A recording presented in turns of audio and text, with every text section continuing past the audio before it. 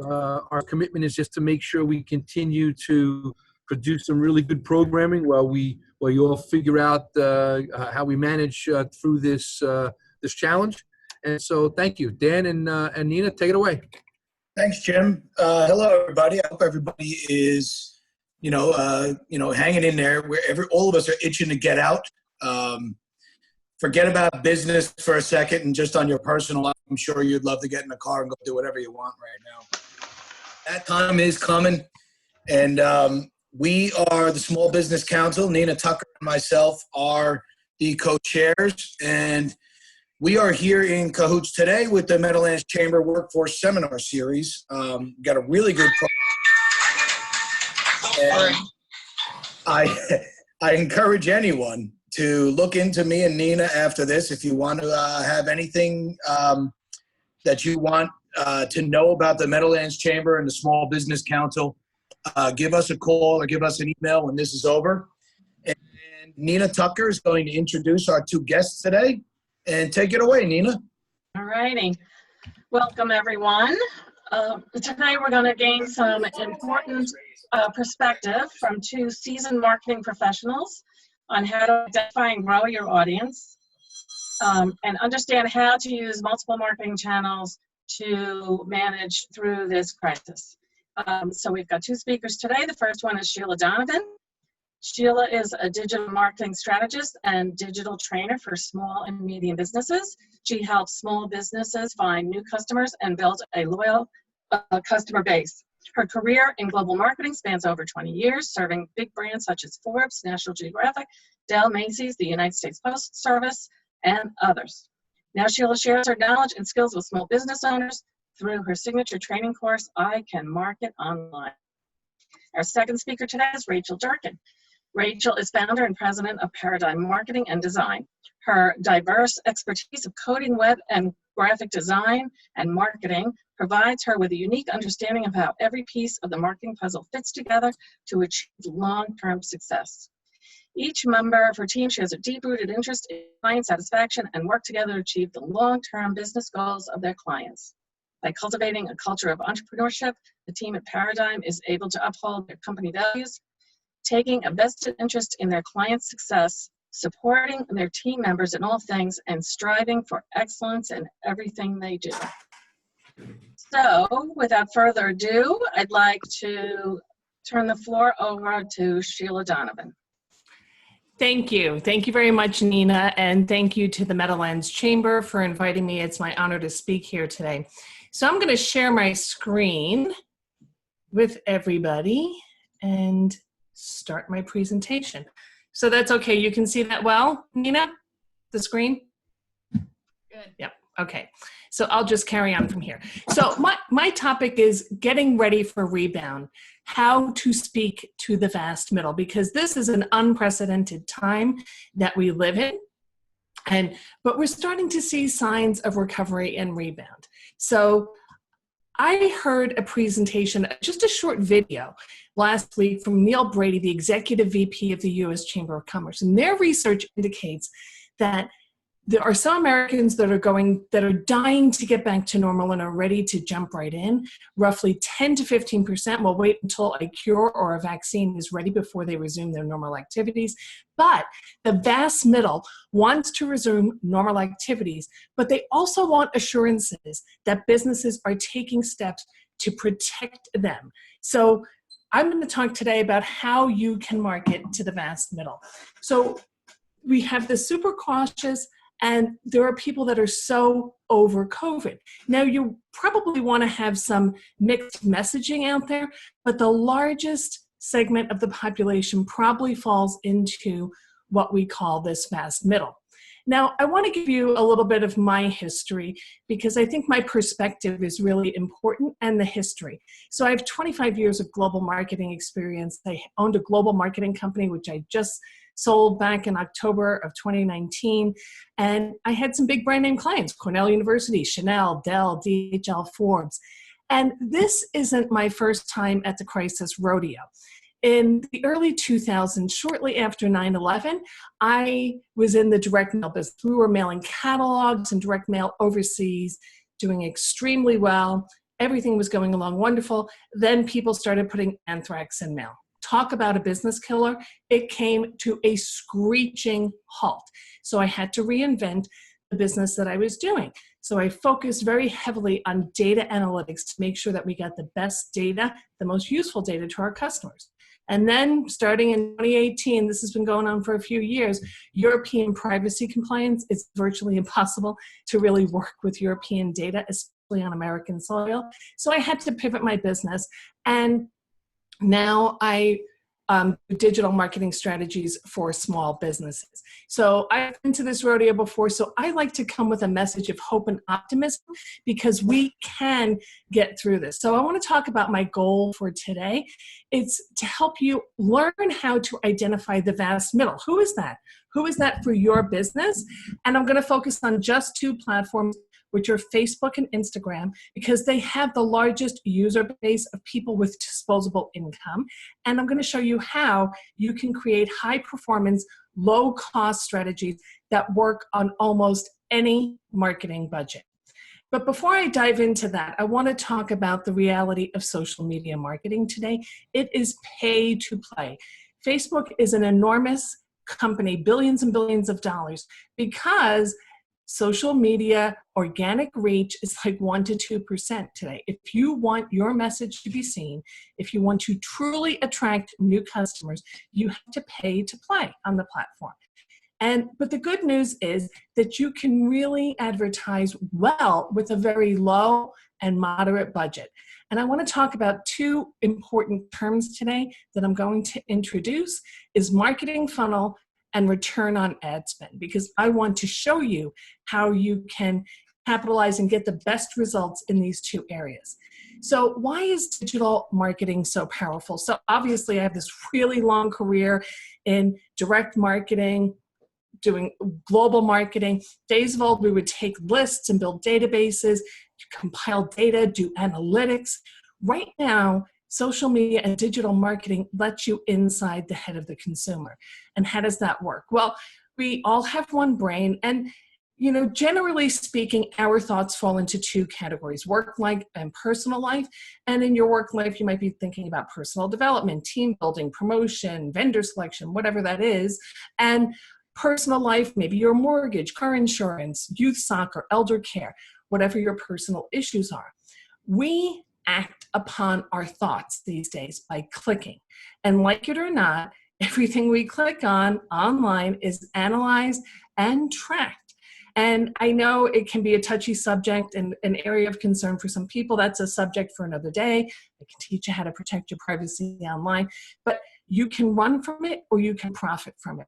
And today I want to try to teach you how to profit from it. So I want to talk about the marketing funnel. This is the number one strategy for digital marketers. And it's an automated process of identifying prospects and converting them into customers. And in this presentation, I'm going to focus on social media ads for awareness, because you could do blog posts. There's other things that you can do, but I'm going to stay very focused on one subject. So in terms of Facebook and Instagram ads, there's two distinct types. Many people are familiar with boosted posts.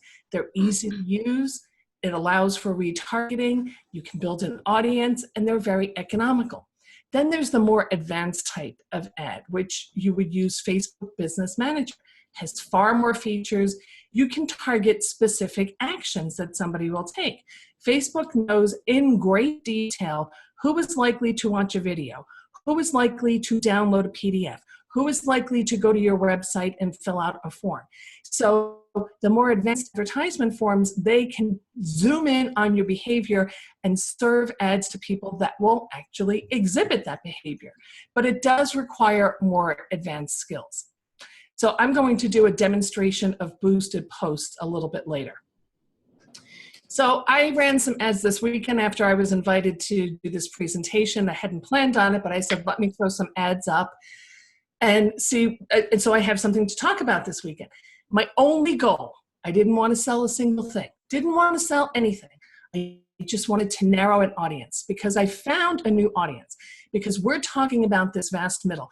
Everything is upside down. People that normally responded to things are not, responding. I'm finding new audiences. This is a new world. So the messaging has to be completely different. And I found a new audience, couple of new audience that I wanted to test, see which worked best. Because again, we are in uncharted territory. So I want people to watch a video. There was a free guide available, and I'm going to show you exact examples. All I wanted people to do was raise their hand, and I tested 2 different audiences. So here are my results. Now, in the lower left, you can see an image. That was a video. It was a 1-minute video, and it's exactly the story that I'm talking about, the vast middle, how some people are going to stay home, and it gives you a couple of strategies for addressing the vast middle. On the right-hand side is an offer for a free guide, how to stop random acts of marketing. Totally different ads, totally different looks, but I was also testing 2 different audiences. I want to show you here. At the top, the post, have you heard about the vast middle? That one did extremely well at a 67% result rate. That means people actually clicked on it and looked. So that's 360 results. Now I want to talk about results right now. The days of these enormous audiences are ancient history in social media marketing. If you can get a very small, highly targeted, engaged audience, that is what you want to do, because it really reduces your cost. So look at the cost per result there. That's 2 cents per engaged person. Now, the middle one, I only got a 1.13 result rate. Not so good. That was that kind of test audience that I wasn't quite sure. I thought, well, let me give it a try and see what happens. And the bottom audience is, again, this highly targeted audience that had a 30.91% response rate. So the bottom one, I wanted them to click on a post, and the top one, just engage in a video. This is a critical step when you're doing any form of digital or social media advertising. You have to narrow the audience. If you don't, you can wind up spending a ton of money and wasting your efforts on social media marketing. Facebook also gives me incredible detail on where people were responding. So I was getting response out of Atlanta, Amarillo, the list goes on. It's pretty much across the US because I market across the entire country.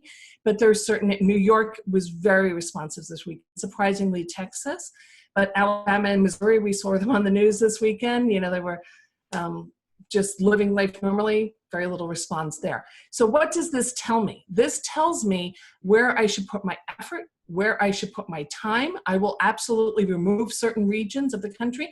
Now we can take this on a very, very small scale too, in New Jersey. So if I did a 25-mile radius around Rutherford or around the Meadowlands office, we could get the same kind of detail and figure out very, very quickly and on a very refined level who is responding and where they're responding from. You even get more detail with your reports once the ads are concluded or even during the ads. So in this particular case, you can see, now, usually I never market to anybody below 25, I don't, below 25, and my sweet spot is really 35 to 44 or a little bit older. I was a little bit surprised to see how many men actually responded to this advertisement this weekend, this particular ad.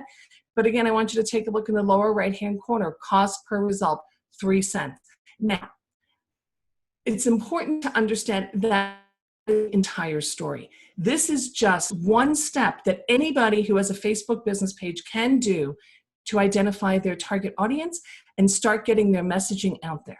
So Facebook and Instagram, the next step would be taking people down this marketing funnel. So I've just showed you the awareness stage. I just want you to be aware of me and engage with me. Beyond that, it has to get a little bit meatier. So when you figure out a digital marketing plan, you have to know what are you going to do next. So I've shown them a video, got them to click.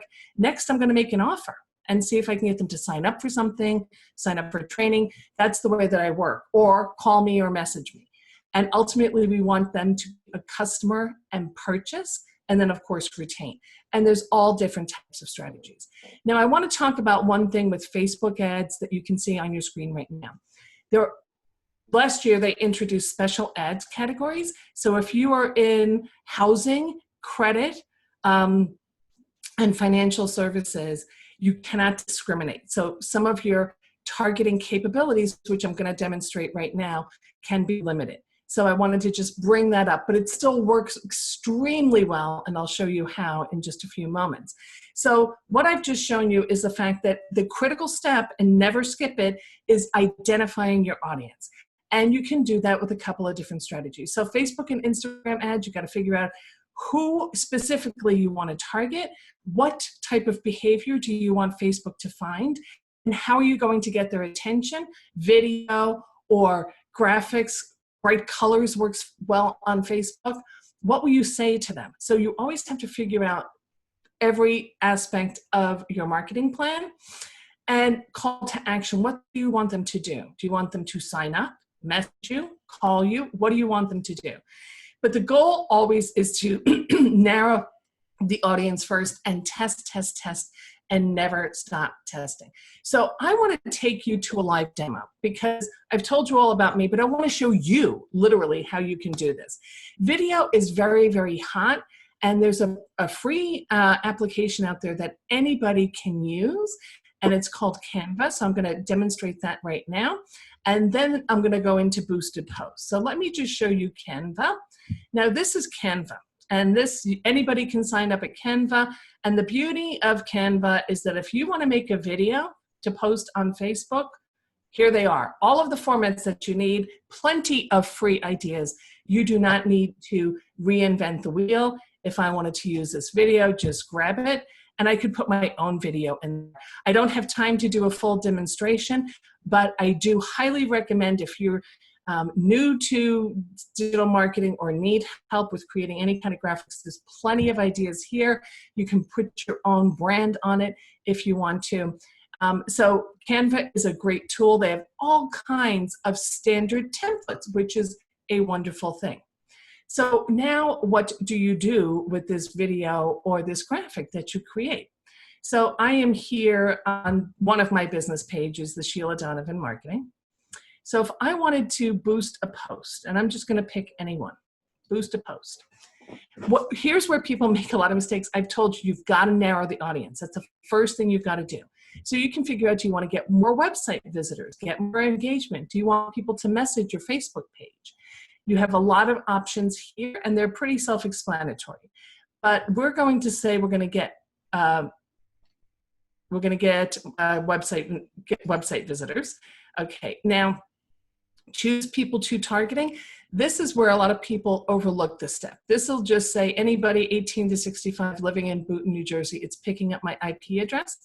But if I want to create a new audience, I can simply that. And let's say I was helping an insurance company and I wanted to target people that were interested in State Farm insurance, right? I can just do State Farm.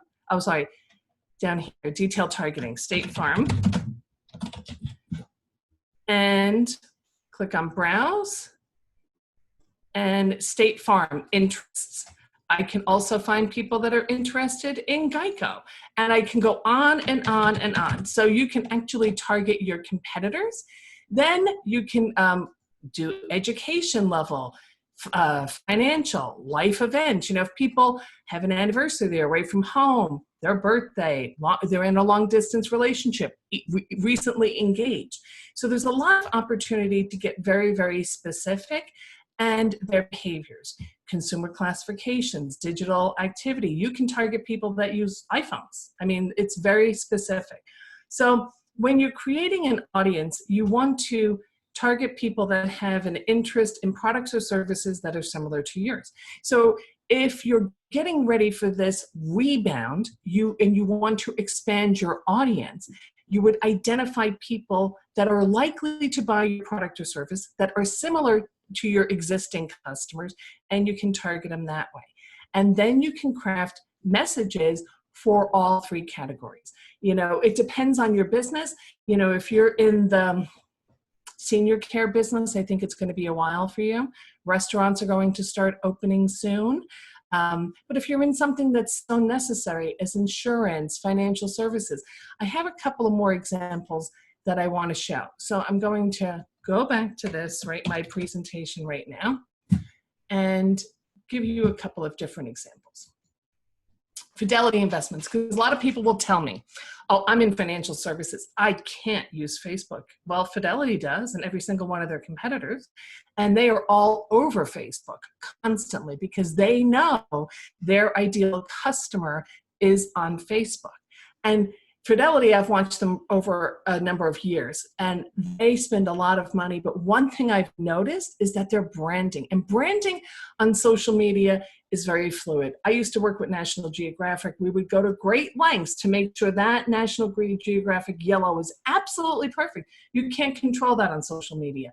It's their phone, it's their device. So financial investment firms will often put their logos and stuff in there because of FINRA compliance, and they have to do certain things. But look at that advertisement. That is so uncharacteristic for Fidelity. Why? They want to get your attention. They want to stand out. They want to stop the scroll of the news feed, meaning that they want to look so different and catch your attention on social media. So think about your message for recovery. If you were in financial investments, look what Fidelity is doing. They're not talking about COVID. They are not talking about when a vaccine is going to be available. They are out there with different messaging to different audiences. And you can see their videos. They're very much like their TV commercials. So so they're more fluid in their messaging, more fluid in their branding. They're more real life. They relate to consumers more. Look at State Farm. It's all about Jake lately. So State Farm's out there. They have a ton of ads. They're constantly advertising. But look how young these people are. I wonder who they're really talking to. They wouldn't be likely talking to a much older demographic, but they're obviously using video, because video, and I'll tell you in 1 second, you can retarget people that use videos, that watch your videos. And I do that myself. Now, Home Depot is out there, and they are not talking about COVID, period.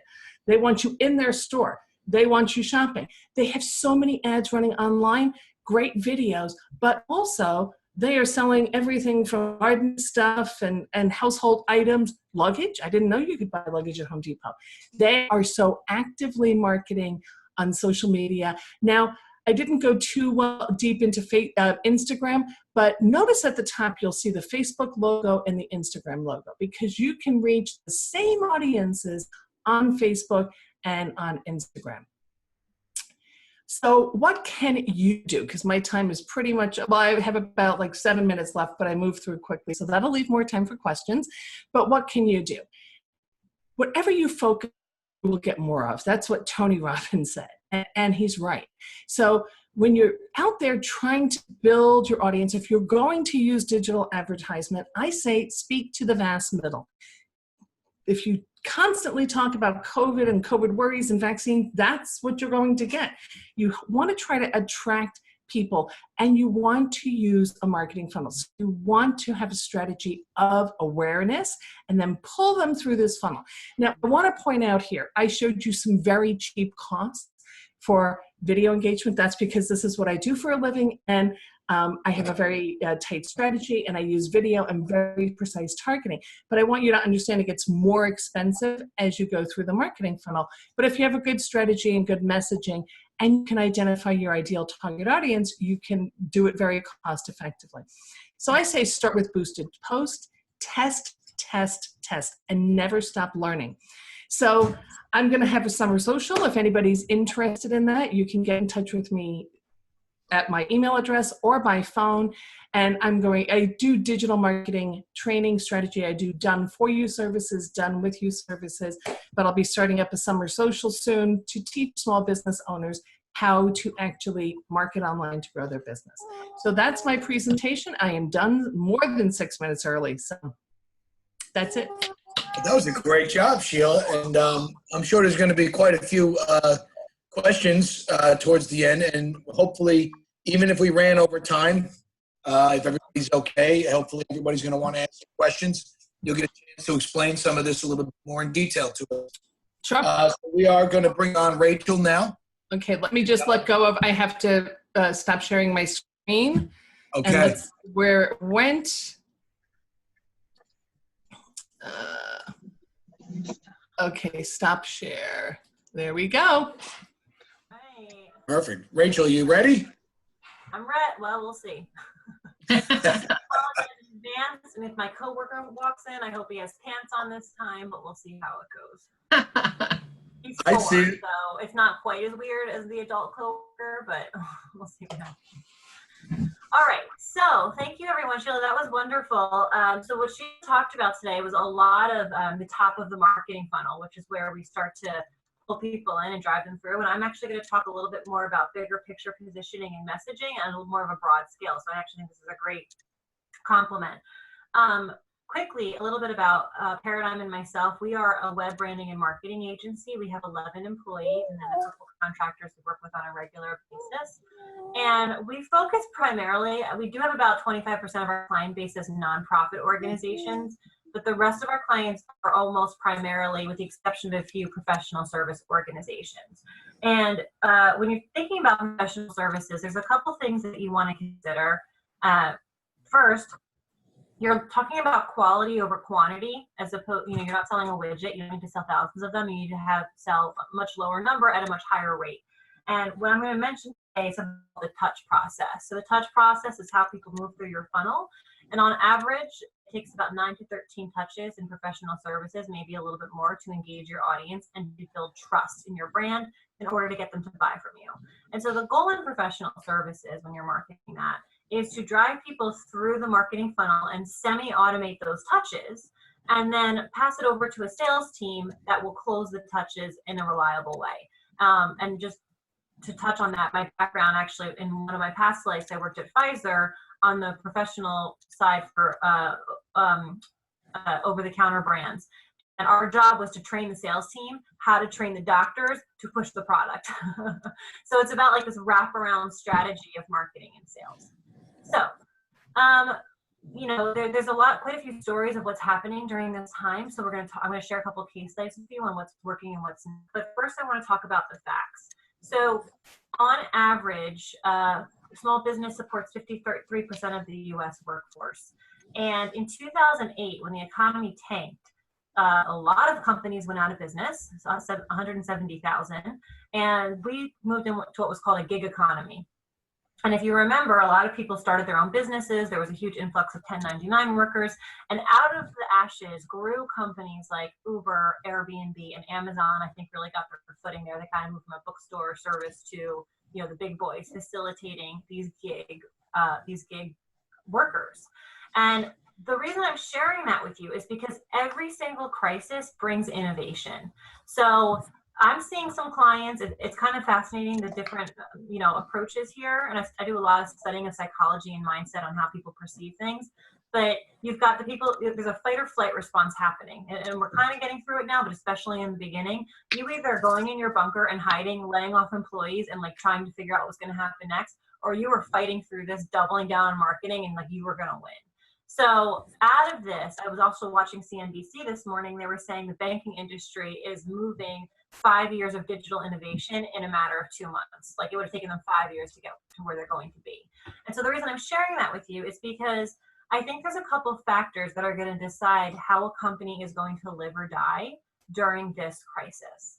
And there's a couple things we can control, and there's a couple things we can't. So the first is the environmental factors, what's happening. If you're a retail store, I'm not arguing you have a really bad situation right now. If you're, if there's not a lot of options there for you. There's not a lot. I'm actually going to share a case study.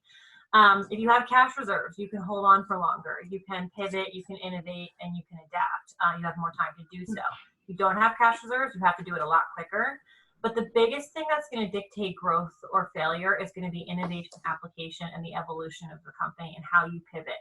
What you were doing before is not going to work now. So I don't know if you've ever heard of the Stocksdale paradox, but Jim Collins wrote a wonderful book called Good to Great. I recommend you read it if you haven't. And in it, he talks about a man named James Stocksdale. And James Stocksdale was a former vice president candidate. And during the Vietnam War, he was a pilot, and his plane crashed, and he was held captive in a prisoner of war camp for 7 years. He was tortured, he was beaten, his leg was broken several times. But he was one of the highest-ranking naval officers to be held as a prisoner, and he was a leader to the other inmates. He actually even led an uprising. And during this horrific period, he was asked by Jim Collins, the author of the book, and said, well, who were the people who lived and did well, made it through, and who were the people that gave up? And he said it was the people, and Jim Collins was expecting him to say, oh, the optimists made it through. They just kept saying it'll get better and we'll get out of this, and the cynics didn't make it, but it was actually the opposite. He said that the people who said, oh, we'll be out by Christmas, and Christmas would come and Christmas would go, and then they say, oh, we'll be out by Easter, and Easter would come and Easter would go, and then Thanksgiving, and then Christmas again. Those people who were just waiting for the next good thing to happen to them didn't make it out. And he said, and I quote, you must never confuse faith that you will prevail in the end with which you can never afford to lose, with the discipline to confront the most brutal facts of your current reality, whatever they may be. And the reason I'm sharing that is because the companies that I'm working with that I'm seeing who are embracing this and pivoting and figuring out a new way are the ones that are thriving. And waiting for the normal to come back is not going to be an option, because it's not coming back. There's going to be a new normal. Back in 2008, companies that marketed through, they did a study, and they found that companies that marketed through the recession aggressively grew on average 275% over the next 5 years. Companies that did not market grew only an average of 19% if they survived at all. All right. So what I want to communicate here is that essentially the best analogy I heard is that we've been playing checkers for a long time. We all got really good at checkers, and the world has changed the game. We're playing chess now. And so first you need to realize that we're on a new game board, and then you need to quickly figure out how to play that game and how to play it well. Okay. So, and then this is what I mentioned about the I'm talking a little fast because I'm playing on time, but this is what I mentioned about the optimist and the pessimist and considering how to move forward. I've got some, when this happened, when the first 2 weeks this happened, my company was getting fired by 2 to 3 clients a day. We lost 40%. We lost 40% of our revenue in 2 weeks. It was gone. We were just breaking even barely. One more hit, I was going to have to consider layoffs. I took a pay cut. It was pretty bad. I drank a lot of wine that week, like a lot. Like I single-handedly supported the liquor store in this area in the evenings. So, but what I said to my team was, if you, I mean, we happen to be a marketing agency. If you have less clients, I mean, we lost like, 180 hours with the client work. If you don't have anything to do, you're marketing for Paradigm now. And that in March, in the 4-week period between March and April, after that happened, we spent, on average, we might spend about 60, 70 hours a month on our own marketing strategy. We spent over 400 hours on our own marketing initiatives. And 6 weeks later, we're up 50%, like over where we expected to be. Like this is probably the best month that we've ever had. And the reason I'm sharing that is because what I'm finding is that this turnover has happened. So there's new audiences and new opportunities. The companies, the clients that I had in retail and distribution, I have some still, they got hit hard, and they also were the biggest to freak out, which I get why. But we turn clients in telecom, medical devices, CFO controller services, employment attorneys. All of those were urgent needs, just like Home Depot was, one that Sheila used as an example. So pivoting very quickly, these are clients that we could also already serve, but immediately we pivoted to new audiences and new strategies and new offerings. The other thing we do is pivot our services. So with the PPP loan, a lot of people have employees that they had to bring back, and they don't have a lot of work for them to do, but you can pay for training out of the EDIL. So we pivoted to a lot. We don't usually do, we do some training services, but not a ton. But pivoting our strategy to providing training services, we were able to pick up multiple clients and provide value. So by pivoting our operations and our audience, we were able to quickly improve. So I'm going to give you some examples. The first is a client we have, which is a wedding dress shop. So they got decimated. I mean, there's no retail shopping happening. However, if you've ever gotten married, or I should say, if you were ever a bride getting married, you would know that you have to order your wedding dress at least a year in advance, or like at least 9 months in advance, because it just doesn't come. It takes a very long time to get there and then to be fitted and all that good stuff. So if you're getting married in the next 12 months, you need a wedding dress and you need it now. So what this shop did was they started, now initially beforehand, they had a couple of challenges in the business. They were limited in their geo-targeting radius because they were a physical location. Nobody's going to drive over 15, maybe 20 miles to get to them. And they also had overhead in that they had the store rent, but they also had employees who had to man the store and wait for people to come in and maybe buy and maybe not. They have pretty low margins when you're buying a wedding dress. This to start a virtual shopping option. And so somebody wanted a wedding dress, they would actually virtual shop for you in a personal shopping manner. It required a $100 deposit, and they would ship you the top 5 or 10 wedding dresses you wanted. You'd pick yours and ship it back. Now, this actually did a couple things for their business in the long term. One, it opened up their audience nationwide. They're no longer in a 15-mile geo radius. 2, it prevented a differentiating concept for them. And 3, there's 4 things. 3, it created a higher likelihood of a conversion. Conversion is when somebody comes and does something. So in this case, coming to the store and actually buying a dress. You had a lot of window shoppers before. Now someone's giving you a $100 deposit. The likelihood of them purchasing has skyrocketed. It's probably almost 100%. The other thing is it covered some overhead costs. So now you only need somebody working the store when there's a guaranteed $100 in it for them to cover their hourly rate for an hour or 2 hours maybe. So this actually adjusted their business model and allowed them to thrive even outside of a COVID environment. Another example is a client I have in HVAC, commercial HVAC installation and repair. Now, these guys, again, were pretty decimated immediately. Now, in the past, they've had a problem with a labor shortage. Anybody in skilled trades will tell you that there is a huge labor shortage in skilled trade. And so one of the challenges they had was so in order to combat this, they had a senior technician and then multiple junior technicians. And in order to cover more territory, there's a device that's similar to like FaceTiming on an iPhone, but it also does diagnostic testing on the equipment. And so a junior technician can go out, run the diagnostic test. If he can't figure out what's wrong, he can talk to a senior technician via FaceTime and get the advice he needs and order the parts he needs. My client decided to start bringing this device to facility managers who, at office buildings, hospitals, some of the hotels are still open because of they're supporting essential workers, but didn't want anybody else in the building. And so they started bringing this device directly to the facility managers, and they were able to save on labor, not worry much less about labor, continue to serve their clients, differentiate themselves, and now again, it's a new business model because they can charge less, send their biggest clients these devices, they can order the parts for them, and they can reach a bigger market with less labor. So it's another opportunity for them to pivot because of COVID, but leverage it for future growth. And then another client we've got, this is the last example of our clients, and I'll share some other things that you can do, is a client in telecom. So this client called me up, and if he heard me say this, he would literally kill me, but to make it very much more layman's terms, essentially, among other things, their competitor is Zoom, so a virtual communication. The second this happened, literally the day we closed, he calls me up and he's like, I want to offer our services for free for the next 3 months to anybody who wants it. And I was like, wow, that's really flipping generous of you. And but he was brilliant, because what we did was we started hitting a really hard campaign to all his current list, social media, advertising strategies. And we offered this service for free. Now, it did a couple of things. One, he looked like a rock star because I got him into the library system in New Jersey, so he was able to offer free services to nonprofits. That's a great PR play.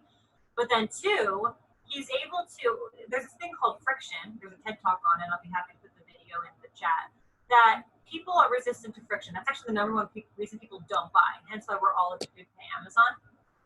But when you're using a new technology, the one you use the first time and get used to is the one you're most likely to stay with forever, even if it's a more complicated technology. So he offered this for free. Everybody started using it, and their market share has skyrocketed. Now, you probably haven't heard of the company because they mostly focus on like internal larger companies and organizations because they have a very high security platform. But the point is that he was able to steal market share, create people on a subscription service, offer the product for free, and now like that, his revenue is skyrocketing in another month. Okay, so the one thing that I want to kind of give an example on is how to leverage growth in your business. So let me back up. So if you've had marketing assets already, you're already in a good position to communicate. Let's say you do have a hook, you do have a reason to go to market, a PR play, something that's going to bring people in. If you have brand assets, then you're in a better position for growth. And what I mean by brand assets is imagine that you have an auditorium. You own it. There's 1 million seats in it. You can sit on that auditorium whenever you want and scream whatever you want. And if they're in the auditorium, people will listen. If no one's in the auditorium, you look like a crazy person and they're going to commit you. So the concept of the auditorium is similar to your email list, your social media following, your hits to your website for organic content, whether it be thought leadership or webinars or events. The more people engage with you, even when they're not ready to buy, that is your brand asset. And that makes your life a lot easier when you have something to say. So in marketing, we spend a lot of our time trying to get direct return on investment. We also spend a lot of our time trying to build brand awareness, and because it has a purpose. And so if I went back to that client, that telecom client who had something to say, he was going to offer a service for free for 3 months. He already had a list of 100,000 people that had been following him and engaged with him. We didn't have to spend $1 in advertising. We put the message out there, and his sales team was flooded with phone calls. So because he had already built his asset, he was able to leverage that. Now, Sheila had, gave you some really great advice on like ways to have low cost market, low cost social ads to increase your brand assets and drive your funnel. And that's great. But there's other things that you can do at no cost that can actually help you grow. So the first is, one thing that we did right off the bat is I started collecting people. I didn't know what I was going to do, but I called up anybody who had somebody who served the same target audience as I, professional services, nonprofits. So I went to my friend who owns an HR company and who has the same target audience. I said, you're going to be in my group. I don't know what it is yet, but you're in it. She was like, okay. I did somebody from virtual office operations. I did somebody from controller services. We got a group of 9 people together. I wasn't sure what we were going to do yet, but I did know that we had the same target audience. And what we ended up doing was creating a website that is a hub of resources between all of us. And we put on a full day summit that actually ended up getting like several hundred people to come to it, and we're going to repeat it. And the reason it got several hundred people was, one, I have about an email list of about 15,000. So let's just call it 10,000 for a second. I have an email list of 10,000. I'm going to get in front of my same 10,000 people. If my other 8 friends also have an email list of 10,000, because keep in mind who I picked to be in my cool kids group was also, I made sure they had a marketing following and some sort of marketing branding asset. My email list of 10,000 just went to 90,000. So we were able to access 9 times as many people without spending $1 in advertising. In addition to that, we were able to pool our resources. So for example, we did an ad right away for the summit for NJ Biz. An ad usually costs a couple $1,000s. I'll mention that advertising costs outside of Facebook and Google are way down. You can negotiate ad spend like real well right now, especially if you have a little bit of buying power. But we were able to take an email blast to 70,000 people that would have cost us 15,000 and divide it by 9. It was like $180 or something. I don't remember, like $133 for some sort of campaign like that. So by pooling our resources, it required collaboration. I felt like I was hurting a lot of cats, but it was incredibly successful at a low cost because of the cross-marketing potential and the pool of money being leveraged to get bigger buys out of it. And then we, of course, once they came to the summit, we put them into our funnel and, we pushed them through our funnel into our sales team. So it created opportunity for the many by teaming up together. So thinking about collaboration as a strategy to move forward is really one that can help you grow at a very low cost. The other thing that to consider is a pivot to traditional models. So the other thing that I did right away, I didn't even know what I was doing, but the second this happened, the chambers and the networking groups were involved in, our entire sales process, 90% of our sales comes in from some sort of personal connection, relationship, networking, and it died pretty quickly. So we need to find a new method. At this time, early on, there was not a lot of other virtual networking opportunities that were happening, and so we started our own. And we started what we call Table for 4. So it's lunch. It's like a virtual lunch at 12 o'clock every Monday. And the first day we put it out to our network, to our list, we had like 60 people come join us. It was like a huge surprise. Like, oh, I guess everybody else is starving to talk to people also. And so this happy accident turned into an ongoing. I think someone sent something to me. This happy accident turned into an ongoing marketing strategy. And so it does a couple I things. liked it. It looked very nice. It gave you good color. Sorry, Rachel, I'm on it. That's Sorry. okay. What's happening, God? No. So that market A, my sales team now can turn around and say, oh, why don't you, it's a touch, why don't you join us for a luncheon? We have a networking group we'd love you to attend. So it makes us look like the good guy. First of all, we look like the rock stars because we were early to market and we were able to provide something, even though it's not our core service, that everybody needed. So we look like the leader and the advisor. Two, it gives my sales team an invite to bring people in without too much of a hard sell. And then three, we actually accidentally realized that by leveraging this through sponsorship, we're actually able to purchase larger advertising dollars. My coworker just walked in. Larger advertising dollars by, Are you guys still there? Yes. Oh, I'm not sure what. Oh. Are we meeting one of your little ones now? Sorry, my coworker walked in. I'm back. Okay. Does he have pants on though, Rachel? He has pants on. Everybody comes. Actually, the biggest deal of my life I ever closed, he walked in with no pants on, but it worked out. So my new strategy is my 4-year-old just comes in with no pants on. So I don't know if that's legal. So the concept, so what we figured out too was this concept of pooling resources again. So by doing Table for 4, what I started doing is I wanted to build our assets. So if I'm going to use this time, I'm going to use it wisely. I'm going to use it to build our brand access with other businesses and business leaders who want to get involved in different ways. And I want them in my email list and my social media following so I can reach out to them when the time is right for different things. And like I said, publication advertising is rather cheap right now. So I realized that, you know what, if an email to 70,000 people costs me $1,500, I could probably get some small sponsors for Table for $4 at $300 a pop, and I could ask them to be a sponsor, and in exchange, I'll market them at the event, but I will also market them on the email blast that I'm paying NJ Biz to do, and I will lay it out, make sure their link is on there and everything. So now, for $300, these sponsors are getting an email blast that normally costs $1,500, and they're going to get access to the list and exposure. So again, I'm not in the business of sponsorship. I don't want to be. It's not worth our time. We actually don't make any money on it. But I'm essentially getting other people. Now they're getting a benefit, but I'm getting other people to pay for our marketing strategy that's building our list, and they're getting a benefit. Every week they do it, but we're getting a long-term benefit because we're organizing the content, putting it together, and facilitating the strategy. So thinking about how you can pool resources with like-minded individuals is a great way to drive your strategy forward.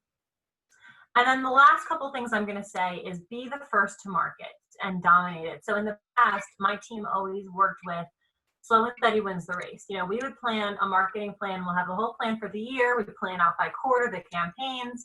We measure the results. We adjust. We're very metrics focused.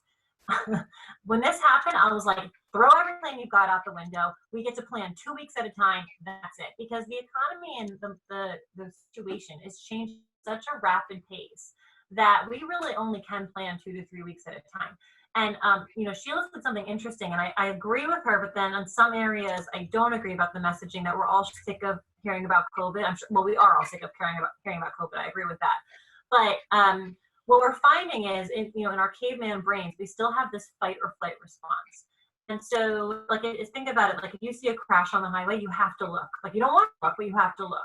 If you're watching the news, we all watch the news. It's super depressing. The news does that for a reason. People want to, our brains are wired to pay attention to danger. And so we do whether we like it or not. It's like a caveman mentality.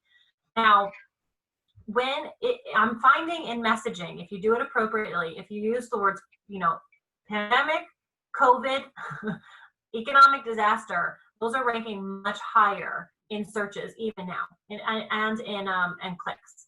And the closing rate so my closing rate is usually somewhere around 3 weeks. My closing rate right now is about 4 days.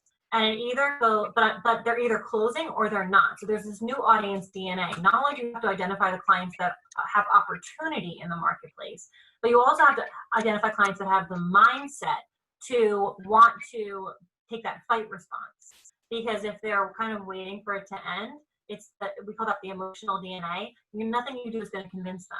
But if you have them ready to look for the next opportunity, there's an opportunity for you to work with them.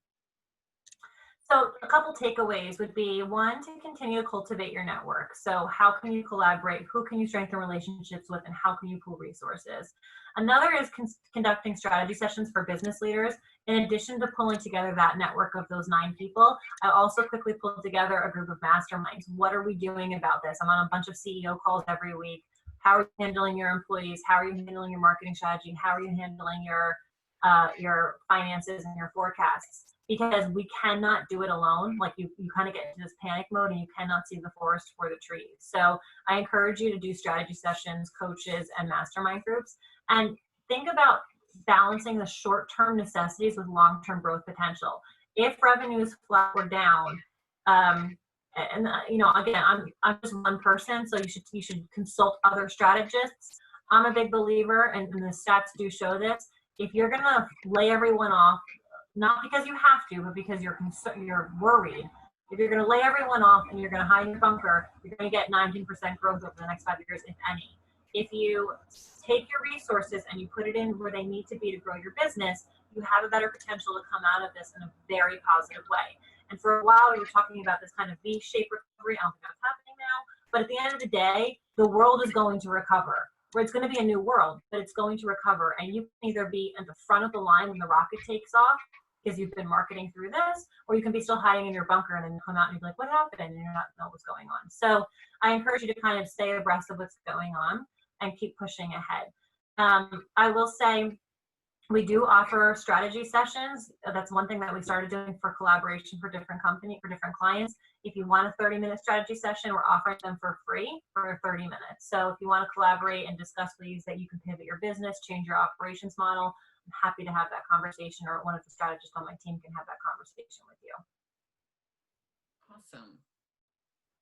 I'm sorry about my coworker. But he was like the cutest coworker ever. He's wearing all his clothes, so we're winning. That was great. Thank you so much, Rachel. Dan, are you still with us?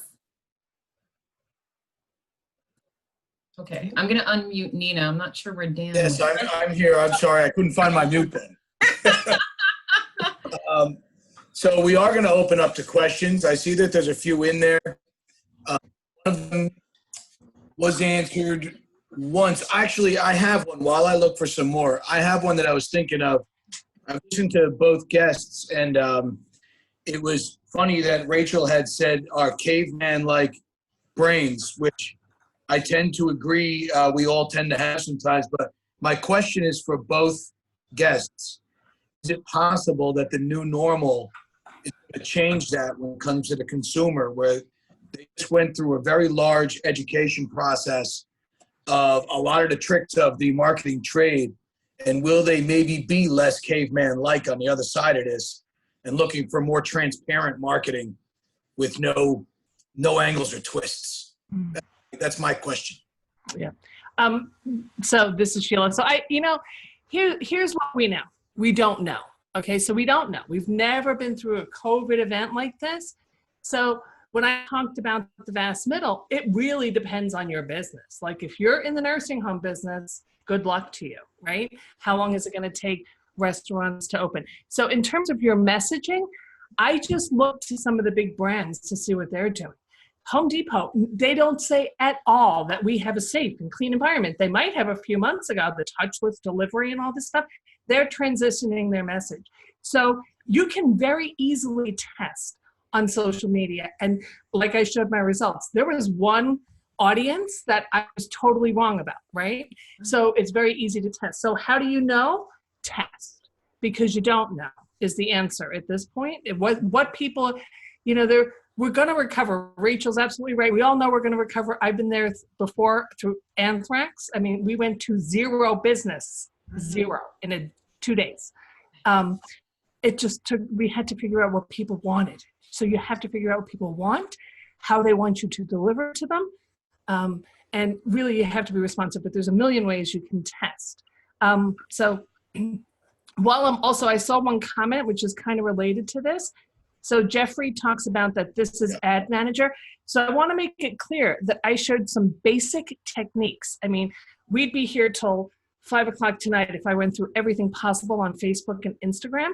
I wanted to make make an impression on small business owners that you can do this, how you could do this, what the big boys are doing it. So I just wanted to make it clear that like that wasn't a full blown strategy. That was like Facebook 101.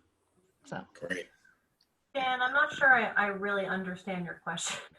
Well, what my question, which we can move on to another, but long story short on my question is the consumer much more educated after an experience like just in comparison to what we had before? I think educated is a relative term. I think the consumer is already incredibly educated. I think they're adapting differently, and I think we have to adapt with them. So you mentioned something like a bait and switch marketing. I think most brands and most companies and most small businesses, it's not about, I mean, there's clickbait for sure, but that's not what's to me, clickbait is, it depends on your goal, but it's not, if you're looking for long-term conversions, it's not worth your time. So, so to me, I think that it's about doing what we know is good, white hat marketing, but pivoting to the need of the audience and the services you can deliver based on that need. Great. That's actually a perfect answer to that question. Oh, wow. Thanks. Good. Anybody else? Any other questions here? That's easy. Okay. Well, I guess that is, okay. Jill? I have a question. Hi.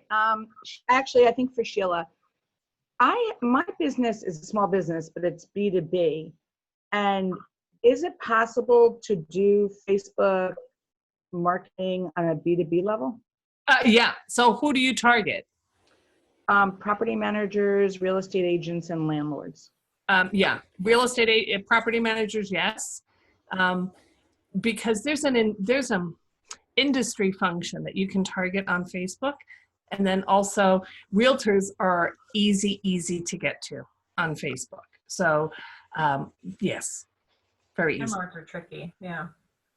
Yeah, landlords landlords, property owners, you can find them based on interest. I don't know if there's a category for that, but they will be interested in certain things, right? Mm-hmm. So, Yeah. so let me use a restaurant example. So if you're a restaurant owner, you are not going to be like, you might be interested in Italian food, but you're going to watch things like Guy Fieri or Chopped, or so the interest can be all kinds of things that people are interested in, shows, but you can get to certain industries. Realtors, absolutely. Landlords, I'm very confident. And what was the other one? Property managers? Property managers. Yeah. Mm-hmm. Property managers, you can. LinkedIn as well. I mean, if you're talking about huge properties, like, big commercial, what kind of Or properties? residential, but There's a huge audience on Facebook for that, and a lot of people that flip, and a lot of people that do staging for houses and stuff like that. They're all over social media, all over Instagram. Absolutely. So yes, you can. thank you very much. Mm-hmm. So we're a little bit over time, if everybody's okay with that. If there's any more questions, and everyone's okay with it, Rachel and Sheila are waiting. Is there anybody else there?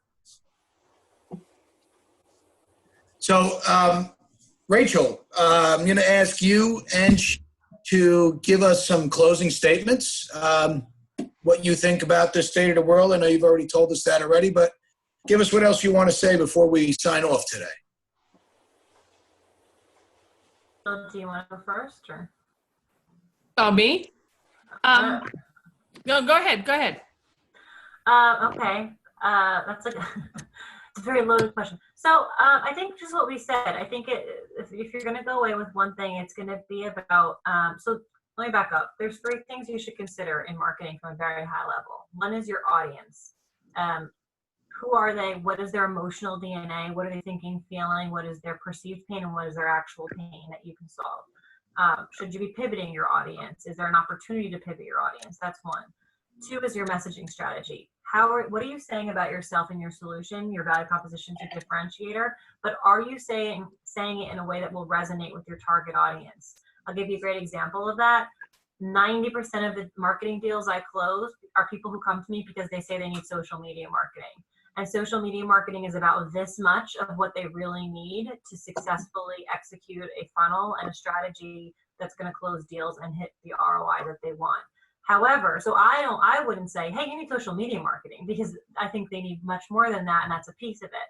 But on my website, you will see, we do social media marketing. On my website, you'll see social media marketing everywhere, because that's the lead-in service. It's their perceived need. And then when I have a conversation with them, I realize there's a greater or a different need that I can educate them on. So you have to apply that to your business. And then the third is the go-to-market. How are you getting to them?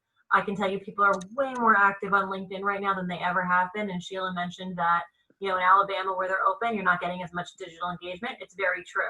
So how are you getting to them? And the other thing I mentioned is, social, Facebook, Google, LinkedIn, all those ad spends are still pretty high, but you can really push back on other ad spends like publications, because you can negotiate it way down because they're not busy. So just consider those three things that you can slightly pivot, and it can make a big impact on your business. Right. Okay. Dan. Okay, very good. So that all great points, and I agree. And I want to point out that a lot of this comes from perspective. So like I said, I sold a global marketing company in 2019. Right now, my perspective is a little bit different. I often focus on helping the small, medium-sized businesses learn how to market themselves. So my strategies are a little bit more how-to. But absolutely, you should have marketing automation. You should understand your audience. But the one piece of advice that I would give to you now is that if you're going to sit in your basement with your flashlight waiting for, a vaccine, the companies that market now will do better long term. We do not know if we're getting a second phase, but you can definitely get out there with the right message and the right target audience. Even if you have just an email list, start with that. And today's presentation was again about social media, but there's so many different aspects to marketing. But don't do something. I mean, if you want your business to rebound and recover, and if you want to make sure you can weather any future crisis, market your business. So that's just my message. Awesome. Thank you. Right.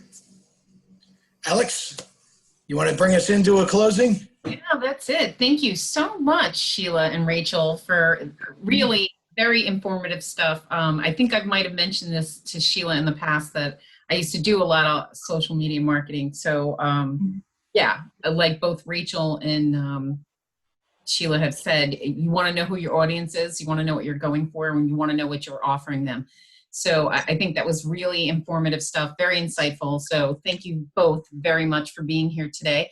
And thank you all for attending our virtual workforce series. And stay tuned. We have lots more programming coming up for June. In the meantime, thank you, everyone, and stay safe. Thanks for joining us. And this recording will be going up on YouTube. So if you missed it, you'll catch it there. Thanks, everyone. Take care. Bye-bye. Great job.